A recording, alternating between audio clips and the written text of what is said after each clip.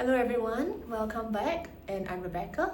Today I will be sharing with you how to add and subtract fractions involving algebra. The two questions that I have here involve two fractions, one adding to another, and for one it will be to take the first, subtracting the other. The two questions are taken from my Maths Buddy book for Secondary 2, and it's from the topic of simplifying linear algebraic fractions. So let's dive in. How can we add these two fractions? As you would have learned in primary school, to add fractions of denominators that are not the same, we will have to find the common denominator. If possible, let's find the lowest common denominator. So between 3 and 4, the common denominator that is lowest will be 12. So in order to make this 12, the first step would be to multiply numerator and denominator of the first fraction by 3. And the numerator and the denominator of the second fraction by 4. Let's tidy up. So the next line will look like that.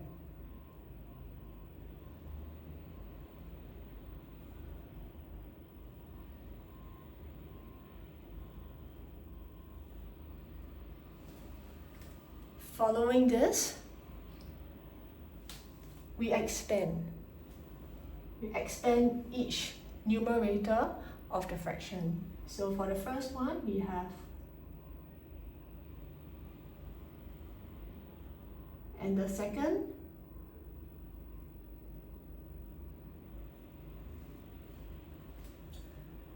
following that, to put them both together, we are taking first fraction add to the second fraction, which means that the entire two terms in the first fraction must add to the entire two terms of the second fraction. Now this step is very crucial, and we are going to put both fractions together by bracketing the first two terms that is taken from the first numerator of the first fraction and bracketing the next two terms from the numerator of the second fraction.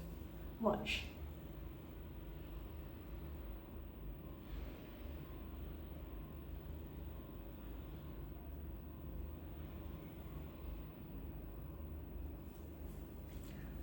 After this step, what we will be doing is to remove the brackets. So how do we remove the brackets? If there is no sign outside of the bracket, it's just a positive. So when we remove the bracket, the first bracket, it will be just 15x plus 6. And when we remove the second bracket, because the sign, the operation that comes before it is positive, it does not affect the operation of the sign when we remove the bracket. It remains the same. Finally, let's put our like terms in the numerator together before simplifying.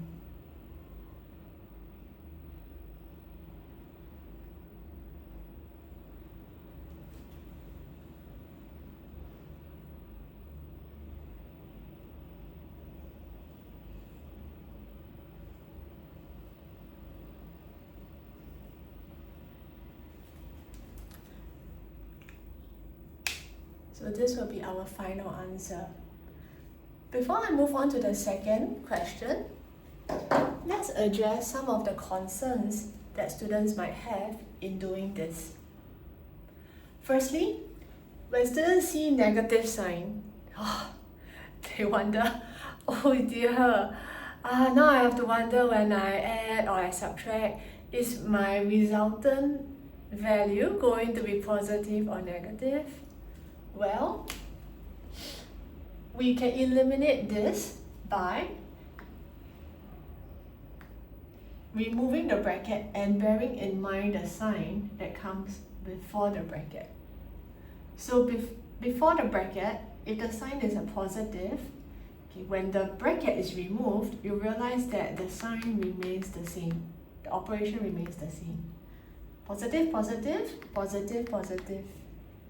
Positive, negative, positive, negative.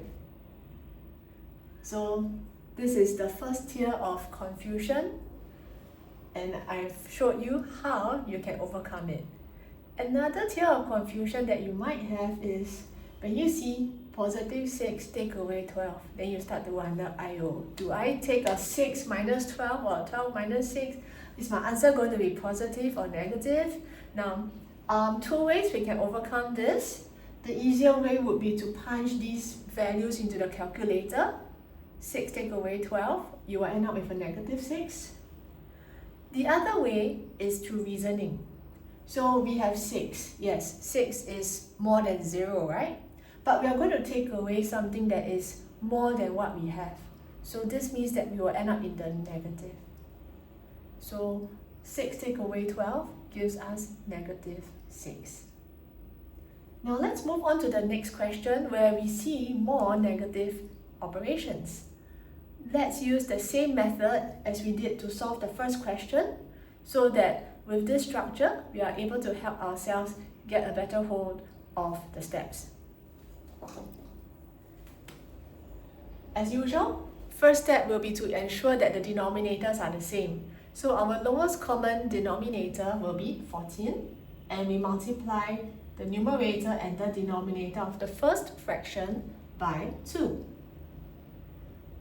For the second fraction, we will multiply numerator and denominator by 7. Next, let's tidy up.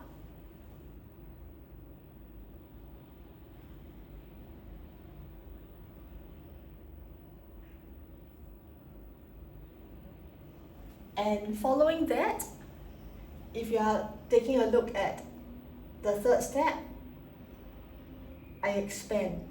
I do an expansion in the numerator of each individual fraction.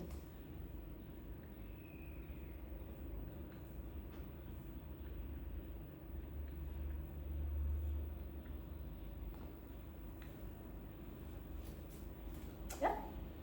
Okay, moving on, what do? I combine two fractions with means of having brackets around the first two terms, being the numerator of the first fraction, and the last two terms being numerator of the second fraction. Nothing else changes. So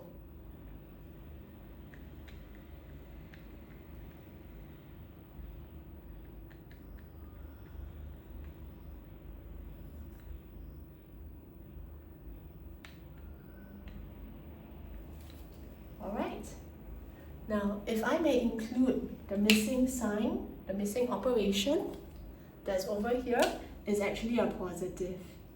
So when it's positive, this means that in the next step, when I remove the brackets, the operation before the values do not change. So it will remain as 2x minus 2. Now this has a negative sign. So when I remove the bracket, from positive 14x, it will become negative 14x. From negative 28, it will become positive 28. This is where the change takes place. And denominator remains as 14. Finally, let's rearrange the terms in the numerator to put the like terms together and simplify.